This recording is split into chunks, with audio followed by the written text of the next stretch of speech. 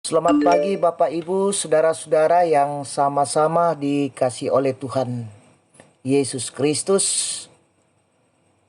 Salam sejahtera bagi kita sekalian.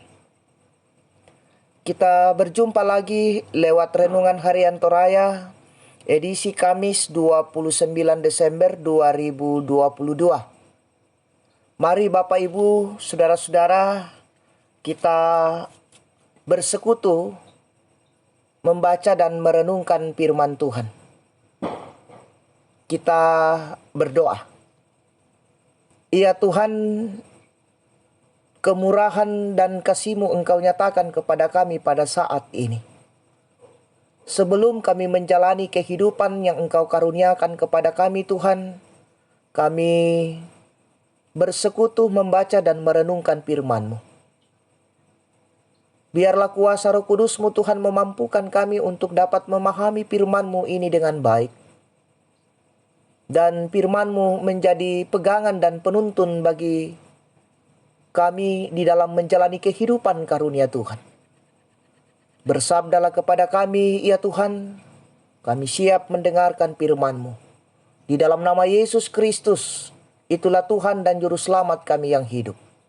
Amin. Bacaan firman Tuhan pada saat ini dari kitab Yesaya 49 ayat 14 sampai dengan 26. Bacaan firman Tuhan yang akan saya baca ayatnya yang ke-16. Lihat, aku telah melukiskan engkau di telapak tanganku. Tembok-tembokmu tetap di ruang mataku. Amin firman Tuhan. Saudara-saudara, tema kita terlukis dalam telapak tangan Tuhan. Terlukis dalam telapak tangan Tuhan. Saudara-saudara yang sama-sama dikasih oleh Tuhan kita Yesus Kristus, kesaksian Alkitab lewat kisah penciptaan menyatakan bahwa Tuhan membentuk manusia dari debu tanah dan kemudian menghembuskan napas hidup ke dalam hidungnya sehingga manusia menjadi makhluk yang hidup. Di sini ada dua tindakan Tuhan, yaitu pertama, membentuk manusia dari debu tanah, berarti menunjuk pada tindakan Tuhan menggunakan tangannya sendiri. Kedua, menghembuskan napas hidup yang paralel dengan tindakannya menghembuskan firman-Nya. Hal ini menunjukkan bahwa manusia memiliki kehidupan yang begitu unik dan istimewa di mata Tuhan, karena merupakan hasil pekerjaan tangan dan firman Tuhan. Karena itu manusia disebut gambar Allah. Saudara-saudara, melalui Nabi Yesaya Tuhan mengungkapkan kepedulian yang amat dalam terhadap umatnya, sekalipun mereka seringkali melukai dan memberontak kepadanya. Bahkan tindakan Tuhan yang tidak pernah melupakan umatnya digambarkan dengan sangat menarik.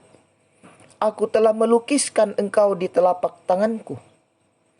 Berarti setiap kali Tuhan melihat telapak tangannya, Dia juga melihat kehidupan dan pergumulan umatnya. Sebagaimana melalui tangannya yang sejak semula mencipta dan membentuk manusia dari debu tanah, Ia pun bersedia mengulurkan tangannya untuk menolong dan memulihkan keadaan kita. Nah, saudara-saudara yang sama-sama dikasih oleh Tuhan, jangan pernah beranggapan bahwa Tuhan tidak peduli dengan keadaan kita dan melupakan kita. Seberat apapun perjalanan hidup yang kita jalani, pemazmur menyatakan, Ia tak akan membiarkan kakimu goyah. Penjagamu tidak akan terlelap. Sesungguhnya tidak terlelap dan tidak tertidur penjaga Israel. Tuhanlah penjagamu, Tuhanlah naunganmu di sebelah tangan kananmu. Amin firman Tuhan. Mari kita berdoa. Ya Tuhan, kami sungguh merasakan sukacita dan kebahagiaan dalam persekutuan kami pada saat ini, di mana kami mendengarkan firman-Mu yang menjadi pegangan dalam menjalani kehidupan yang Engkau karuniakan kepada kami. Allah Bapa di dalam sorga, Berkati ya Tuhan pekerjaan dan rencana hidup kami hari ini.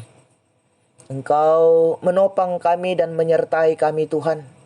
Biarlah semuanya kami lakukan sesuai dan seturut dengan kehendak-Mu. Allah Bapa dalam sorga, seluruh kehidupan kami hari ini kami serahkan ke dalam tangan pengasihan-Mu. Biarlah ya Tuhan kami senantiasa hidup di dalam kesetiaan dan ketaatan dalam menjalani kehidupan karunia Tuhan. Ampunkan salah dan dosa kami. Sempurnakan doa kami yang kami bawa di dalam anak-Mu Yesus Kristus. Itulah Tuhan dan Juru Selamat kami yang hidup. Amin. Selamat beraktivitas, Tuhan Yesus memberkati.